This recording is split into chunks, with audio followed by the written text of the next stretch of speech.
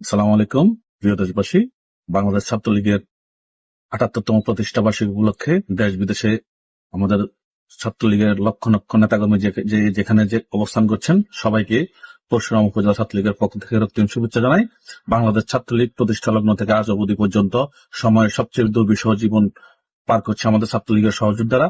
আমাদের যে সব ভাইয়েরা, আমাদের পরশুরামের এমরান হোসেন রাহিম সহ যে সকল ভাইয়েরা ৫ই আগস্টের পরে আততায়ীর হাতে এবং সন্ত্রাসী জঙ্গিদের হাতে নিহত হয়েছেন, সকালে আত্মার মাগফিরাত কামনা করছি।